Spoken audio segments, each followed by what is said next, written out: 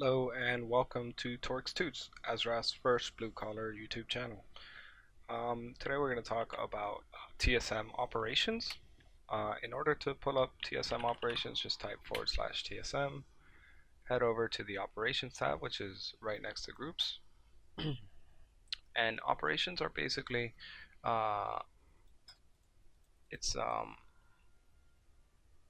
Operations add functionality to group items.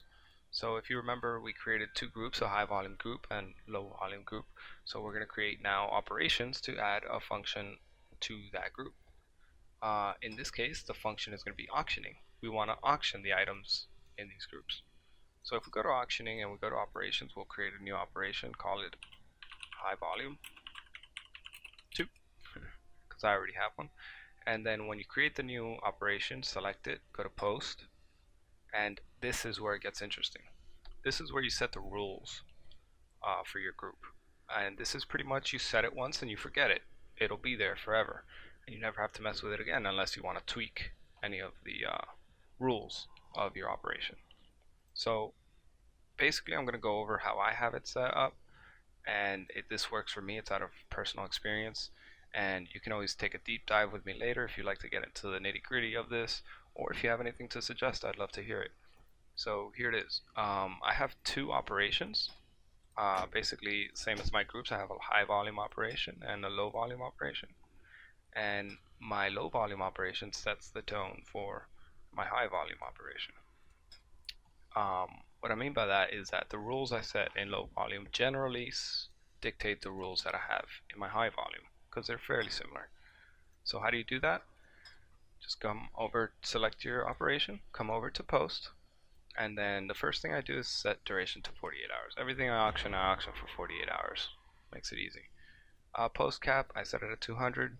I don't care about flooding the auction house. I don't have that many items, so I put that at 200. Stack size, this is a low volume group, so I want a stack size of 1.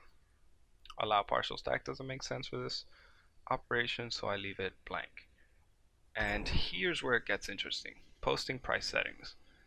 It can get very complex. You can actually get very deep into this, but I keep it simple. This setup works for me, and it's really easy to understand.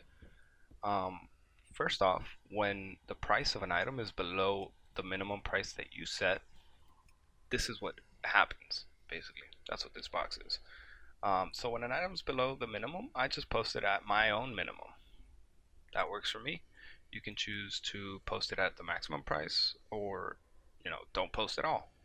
I just posted at the minimum. So speaking about the minimum, my minimum is basically the smallest or the cheapest price, the lowest price out of all three of these.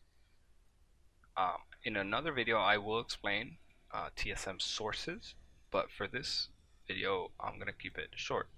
dbmarket is the market value of an item, dbhistorical is the historical price of an item, and dbminbuyout is the cheapest price on the auction house since the last database scan. So I'm going to pick the cheapest price out of these three items, and that'll be my minimum. So my maximum is going to be the maximum price of these three items. That's pretty self-explanatory. And when the price is above the maximum that I set, I want to just post it at the maximum. I want to post above the maximum. And the normal price is the price at which you post an item when there's no other item on the auction house. This is a very conservative setup, very reasonable pricing, very conservative pricing. You're not going to post anything at outrageous numbers, but it does sell quickly, especially on a market now that has very little movement. It's very tough to sell things. This still does sell a lot of stuff. So for normal price, I just want the average of these three figures. I want the average database market, historical, and minimum buyout. I want that average number to be my normal price.